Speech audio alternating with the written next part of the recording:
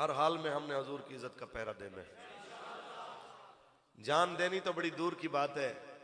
उनका सोचिए जो फ्रांस की मसनूआत का बाइकाट भी ना कर सके और आगे कहते हैं कि जनाब ये क्या बात हुई, और ऊपर से फलसफे झाड़ते हैं, अपने आप को बड़ा ज़हीन समझते हैं। मौलवी साहब गुस्ताखी तो की थी फ्रांस के सदर ने, मुड़ कसूर उन्हें चीज़ों का की कसूर है जनाब जो फ्रांस तो आईया ने। तो मैं बस ये कहना चाहता हूँ, कभी जंग कादसिया पढ़ो तो जिस वक्त जंग कादसिया फतह हुई और रूमी रेशमी बिस्तरे छोड़ के, रूमी चादरें छोड़ के, रूमी जनाब आला किस्म के तकिए और खेमे छोड़ के, बेहतरीन किस्म की चीजें छोड़ के जिस वक्त भागे, तो उस वक्त सालार लश्कर ने हजरत जुबैर इब्न अल-अवाम से कहा था, आप अपनी बीवी से जो हजूर की साली हैं, सिद्दीक अकबर की बेटी हैं, अम्मा आयशा की बहन है, उनसे पूछिए कि हम अपने जख्मियों को उधर लिटा दें। जो चादरें दुश्मन छोड़ के गया है वो रेशमी चादरें हैं, दुश्मन की चादरों में जरा अपने कैदियों को लिटाएंगे तो जरा उन्हें सुकून मिल जाएगा कि रेशमी चादरें हैं। तो पता है उस माई साहबा ने क्या कहा? खुदा की कसम ये जवाब अगर आज हुक्मरानों को और बड़ी बड़ी कोठियों में, बड़े बड़े जनाब आला सोसाइटियों में रहने वाले उस मुसलमान को जिसे अभी तक बाइकाट का मतलब समझ नहीं आया, अगर वो एक बार जरा समझ ले तो ये तवज्जो से पढ़ ले तो दोबारा वो ये सवाल ना करे। आपने फरमाया क्या कहते हो? कहा कि जी वो पूछ रहे हैं कि अगर इजाजत हो तो हम अपने कैदियों को वहां पे हम अपने जख्मियों को वहां लिटा दें जो दुश्मन खेमे छोड़ के गया, जो दुश्मन जनाब चादरें छोड़ के गया, जो रेशमी बिस्तरे छोड़ के गया। तो माई साहबा ने कहा नहीं, हमने वहां पे अपने जख्मी नहीं लिटाने, वहां पे अपने घोड़े बांधो, वहां अपने खच्चर बांधो, वहां अपने ऊंट बांधो, वहां अपने जानवर बांधो। कहा माई साहबा फिर क्या होगा? कहा हमारे जानवर उनके बिस्तरों पे पेशाब करेंगे, हमारे जानवर उनके तकियों पे पेशाब करेंगे। कहा माई साहबा फिर क्या होगा? कहा जब रोमियों के जासूस पता करने के लिए आएंगे तो उन्हें पता चलेगा हम मदीने से यहाँ चल के उनके बिस्तरों के लिए नहीं आए, हम तो इस्लाम की सरबुलंदी के लिए आए।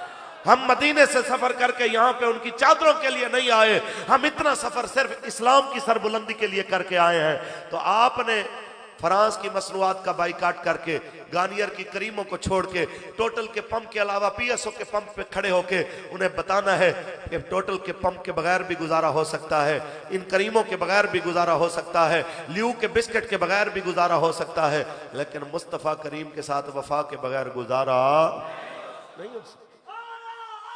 दीन आया, दीन आया, दीन आया, दीन आया, ताजदार खत्म नबूवत। बस आप एक लम्हे के लिए सोचें तो सही कि दुनिया में कैसा कैसा मुल्क है फ्रांस, ऐसा लानती जिन्होंने हिजाब पे पाबंदियां लगाई। मस्जिद में नमाज पढ़ने के लिए नमाजी जाते हैं, दाढ़ियों से पकड़ के बाहर फेंका जाता है, मस्जिद में कुत्ते छोड़े जाते हैं, जूतों समेत मस्जिद में जनाब आला फोर्सें दाखिल होती हैं। तो हमारे हुक्मरान 56 इस्लामी ममालिक के हुक्मरान बेगैरत बन के, बेहिस बन के बैठे हुए हैं और अपने दिफा के लिए ब्लॉक बनाते हैं कि ये हमारा दिफाई ब्लॉक है, फलाने मुल्क हमारे साथ है, उनसे दिफाई मुआहदा हुआ। काश कोई एक मुआहदा हजूर और इस्लाम की इज्जत के लिए भी कर लेते, एक ब्लॉक रसूलुल्लाह की नामूस के लिए भी बना लेते कि जो हमारे आका व मौला की इज्जत के खिलाफ बात करेगा तो ये ब्लॉक उनको जवाब देगा हर लिहाज से। तो मैं इतना कहना चाहता हूँ हुक्मरानों, एक तरफ तुम खड़े हो, एक तरफ 56 इस्लामी ममालिक की अवाम खड़ी है। अवाम आज भी रसूलुल्लाह के साथ खड़ी, अवाम आज भी रसूलुल्लाह के दीन के साथ खड़ी है, अवाम आज भी रसूलुल्लाह की इज्जत पे पहरा देते हुए ये कह रही है कि मन सब्बा नबियन, मन सब्बा नबियन। ये अब्दुल्ला शीशान ने फ्रांस के उस गुस्ताख टीचर का सर कलम करके, उस मलून का सर उतार के दुनिया को बता दिया है तुम जितनी मर्जी सख्तियां कर लो, इस्लाम का कानून जो हजूर बना के गए हैं गुस्ताख रसूल के लिए वो यही रहेगा क़यामत तक कि मन सब्बा नबियन, जो नबी के खिलाफ बात करे उसको काट के रख दो, और क़यामत तक जो भी रसूलुल्लाह की गुस्ताखी करेगा उसको यही सजा मिलेगी। आप सबसे गुजारिश है कि रसूलुल्लाह की इज्जत के लिए तहरीक लब्बैक या रसूलुल्लाह का साथ दीजिए, देंगे साथ इंशाअल्लाह, और बड़ी दलेरी के साथ इसके साथ खड़े होइए। ये नहीं कि बंदा शर्मिंदगी के साथ आओ जी ओ मैं भी ओ चाचा जो रले सी ते भी फिर रल गए, सीना तान के कहना हाँ मैं लब्बैक वाला, हाँ मैं लब्बैक के साथ खड़ा हूं, अल्हम्दुलिल्लाह लब्बैक के साथ खड़ा हूं। और अपने साथियों को भी कहूंगा कि आप लोग जो बाकी जमातें छोड़ के साथी आते हैं उन्हें मोहब्बत के साथ खुशामदीद कहिए। ये नहीं है कि उसको ताने मार के आप दूर करें।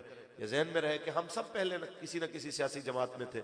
हम खुद, एक वक्त था कि जब नून लीग के साथ हमारा सियासी ताल्लुक था, एक वक्त हमारा अपना जनाब कई और मजहबी जमातों से भी ताल्लुक था, लेकिन जब लब्बैक के मिशन को देखा, जब लब्बैक के लीडर और बानी और कायद को करीब रह के देखा, जब आंखों के सामने उसको रसूलुल्लाह की इज्जत पे पहरा देते देखा, जब तन्हाई में भी उसको यही बात करते देखा, मौलाना पता है तेनू एक लम्बे वास्ते कि असी क्यों निकल के आ जाने कि मैंने कहा था ना कि हजरत जी कम से कम घर तो आपका बड़ा होना चाहिए, कोई 2 कनाल 3 कनाल के अंदर इतने बंदे आते हैं मिलने के लिए।